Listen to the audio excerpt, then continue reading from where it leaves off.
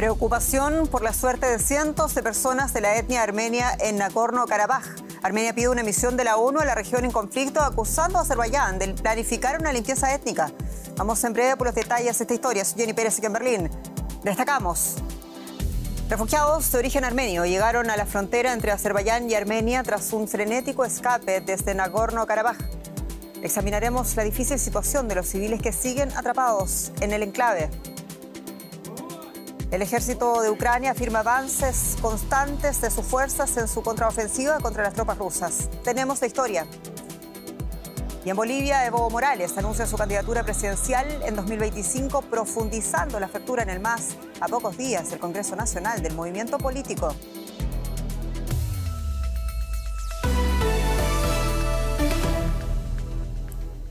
Cientos de refugiados de origen armenio que huían de Nagorno-Karabaj cruzaron este domingo la frontera entre Azerbaiyán y Armenia. Azerbaiyán obtuvo esta semana una victoria militar relámpago, recordemos, en esta región separatista de su territorio con mayoría de población armenia.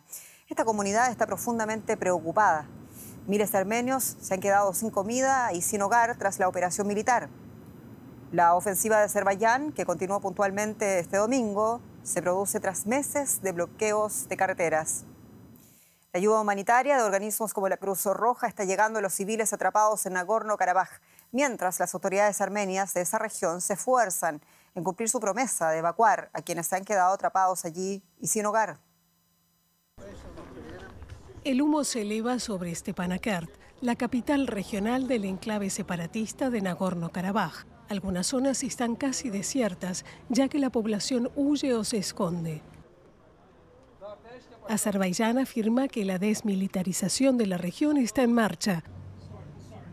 Su ejército ha mostrado armas que fueron incautadas a los separatistas.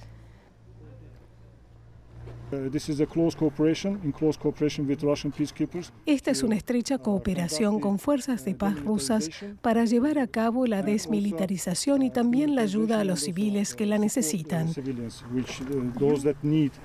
Las autoridades de Armenia están en total desacuerdo. En la Asamblea General de la ONU advirtieron de supuestos crímenes por parte de Azerbaiyán que calificaron de amenaza existencial para los armenios del enclave. La comunidad internacional debería emprender todos los esfuerzos para el despliegue inmediato de una misión interinstitucional de las Naciones Unidas en Nagorno-Karabaj con el objetivo de supervisar en el terreno la situación de los derechos humanos, la situación humanitaria y la de seguridad. Entretanto, llegó al enclave el primer convoy de la Cruz Roja desde que comenzaron los últimos combates, con unas 70 toneladas de alimentos y medicinas. La organización también ha evacuado heridos. Muchos civiles de la región temen que se produzca una limpieza étnica.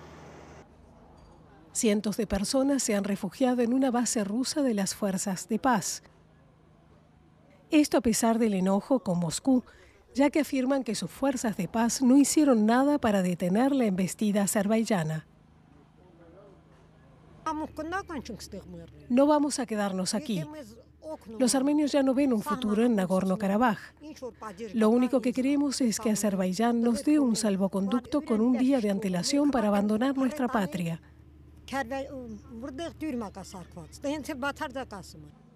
Algo que podría ser realidad pronto.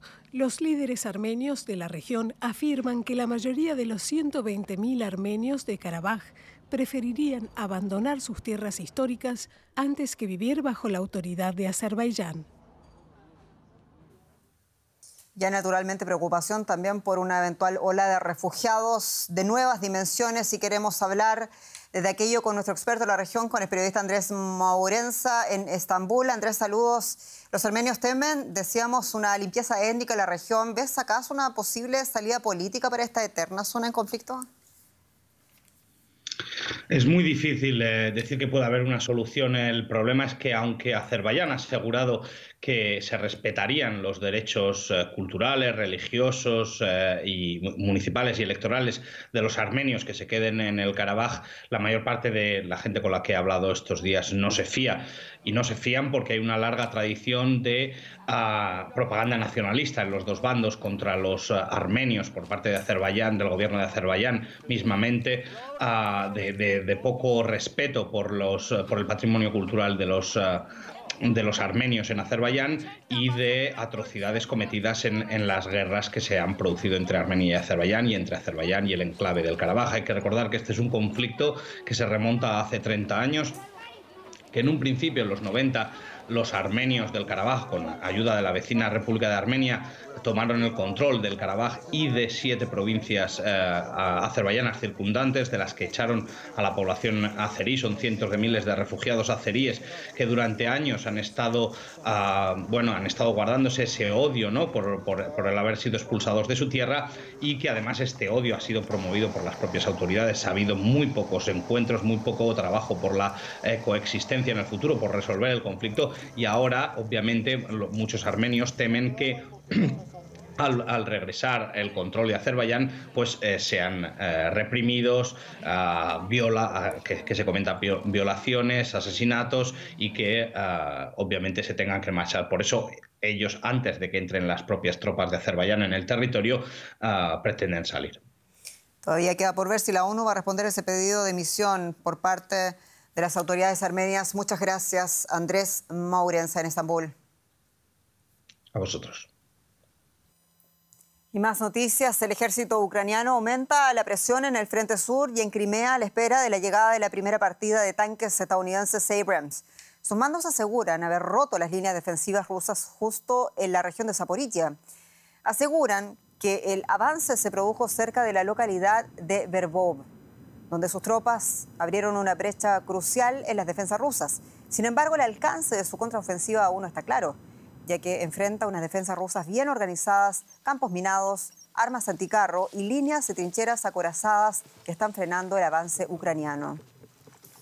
Y los combates continúan también en torno a la ciudad en ruinas de Bakhmut. También aquí la contraofensiva ucraniana es lenta, pero los oficiales ucranianos aseguran que se están inmovilizando a las fuerzas rusas, dificultando que se refuercen. La contraofensiva se apoya principalmente, dicen, con fuego de artillería para desgastar las defensas rusas antes de avanzar. El bombardeo a las tropas rusas no cesa. Las piezas de artillería occidentales son vitales para la contraofensiva ucraniana. Aquí, en las cercanías de la ocupada Bakhmut, avanza lentamente. Kiev capturó la semana pasada algunas poblaciones clave al sur de la ciudad. Los artilleros ucranianos dicen que están haciendo la vida imposible a los soldados rusos. Odian nuestros equipos. Es lo que deducimos de las intercepciones que captamos. Oímos que les estamos dando duro y no dejan de preguntarse cuánta munición nos queda aún. Y la respuesta hay que buscarla en los suministros aliados. Kiev está disparando más munición de la que recibe.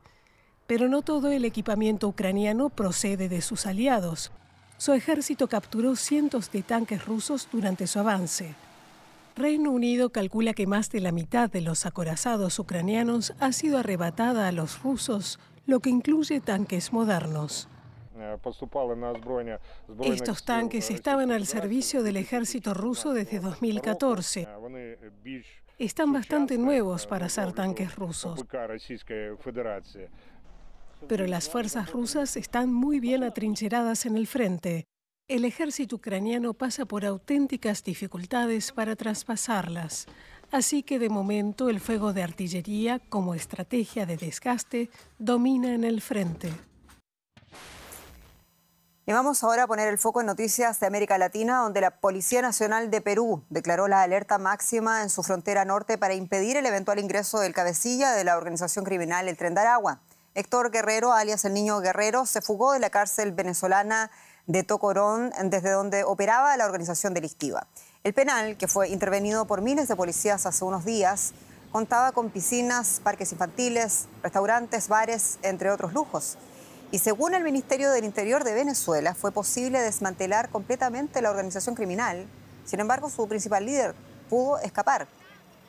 La ONG Observatorio Venezolano de Prisiones, sin embargo, denunció que los cabecillas del Tren de Aragua ya habían negociado con las autoridades el desalojo del recinto penal y huyeron al extranjero una semana incluso antes de la intervención policial venezolana. Una acusación que ha sido, desde luego, rechazada por el gobierno de Nicolás Maduro. El expresidente de Bolivia, Evo Morales, confirmó este domingo que va a concurrir a las elecciones presidenciales de 2025 en medio de una profunda división del partido gobernante, el Movimiento al Socialismo, más por sus siglas, y de su pugna también con el actual mandatario, con el presidente Luis Arce.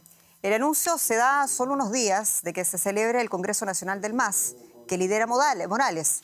Sus seguidores han advertido que en la cita se va a decidir sobre la expulsión del actual presidente. Los seguidores de Arce, por su parte, exigen que se renueve los líderes del partido, empezando por el propio Morales. Evo Morales fue presidente desde 2006 hasta el año 2019, cuando presentó su dimisión en un contexto de protestas y acusaciones de fraude electoral. La periodista Tania Frank tiene todos los detalles en La Paz. Hola Tania, Evo Morales anunció hoy día su candidatura y en pocos días va a tener lugar ese Congreso Nacional del MAS. ¿Veremos la fractura definitiva del movimiento que se comenta allá en Bolivia?